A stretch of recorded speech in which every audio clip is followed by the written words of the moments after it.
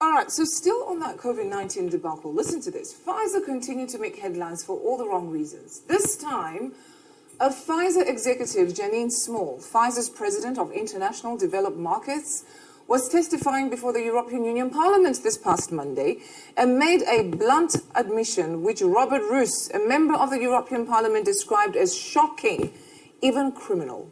Notably, Pfizer made nearly 37 billion US dollars in sales from its COVID vaccine last year, making it one of the most lucrative products in history, with overall revenue doubling in 2021 to 81.3 billion US dollars. Now, the US controversial drug maker reported annual profits of about 22 billion US dollars, more than double the previous year. Listen to this.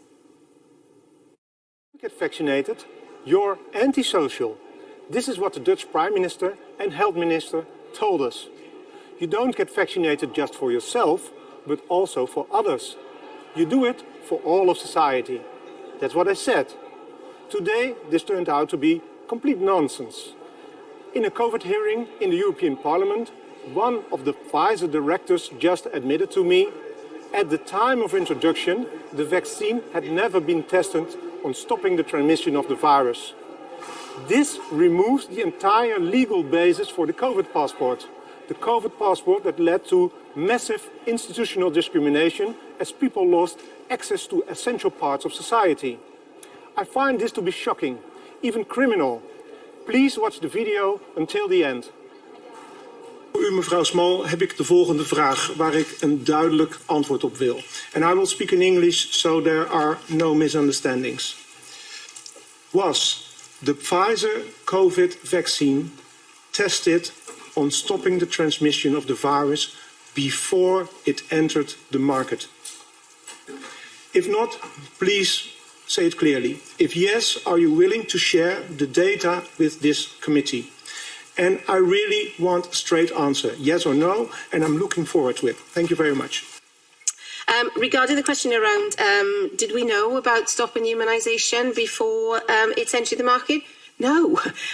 We had to really move at the speed of science to really understand what is taking place in the market.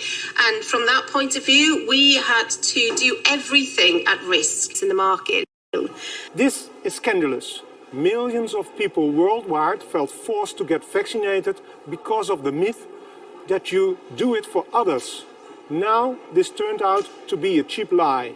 This should be exposed. Please share this video. A lot of indications right now that are telling us that there is a protection against transmission of the disease. There is no variant that we have identified that escapes the protection of our vaccine. Against COVID, to come now with a treatment of 90% effectiveness, personally makes me very proud about and we know that the 2 doses of the vaccine offer very limited protection, if any. The 3 doses with a booster, they offer reasonable protection against. It is necessary a 4th boost right now. The protection that you are getting from the 3rd, it is good enough. Actually quite good for hospitalizations and deaths, is not that good against infection. That is very disturbing. So where is the data? There is no data. I told you so. There is no data. That is what I did when I saw this yesterday. I was like, oh, I told you so.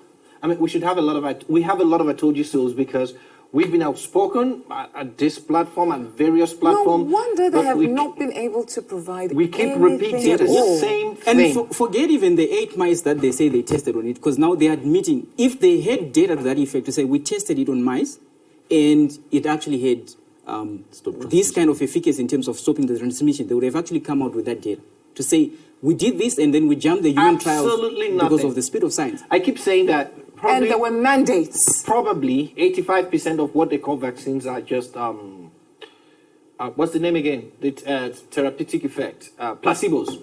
Yeah. 85% of what they call vaccines are placebos. The rest are the mRNA. And those are the people dying. Did you hear what she said? She bamboozled everybody, said speed of science. There is no science is the slow scientific process is the slowest thing ever.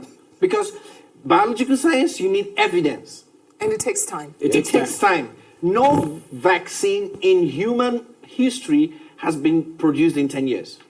From conception to the... And she used the word speed of science? What? Is it high-frequency science or high-frequency trading or something? They say they earn the science anyway. And then on top of that, she added, she said the risk was worth it. Yes, yeah.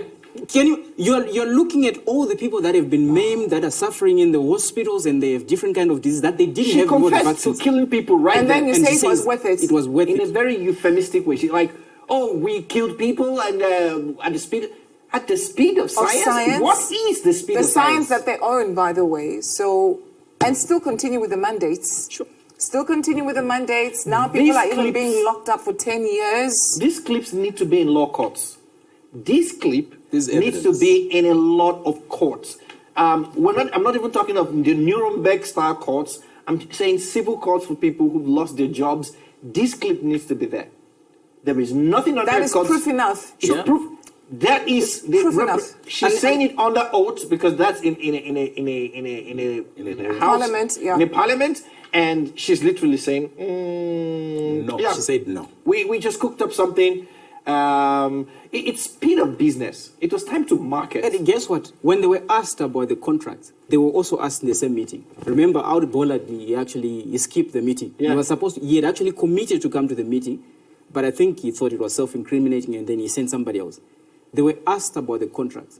They refused to divulge the information that is actually... to show. Yeah. And they were asked again, so why did you actually set up a committee, a COVID committee that was responsible for the vaccines being bought? And why was it done over texts and emails? And why wasn't it actually shown to the different health bodies that are supposed to? They didn't want to actually answer the question because you can tell that it was grifting. That's exactly what. That's why they asked for 75 years. Yeah. Because a lot of people who might have forgotten and yes, 75 years because they thought they would sideline it. What a pack of lies. Yeah. Is it a coincidence that we've been saying this for over 2 years now? No, absolutely not. No. It's just the truth coming out eventually.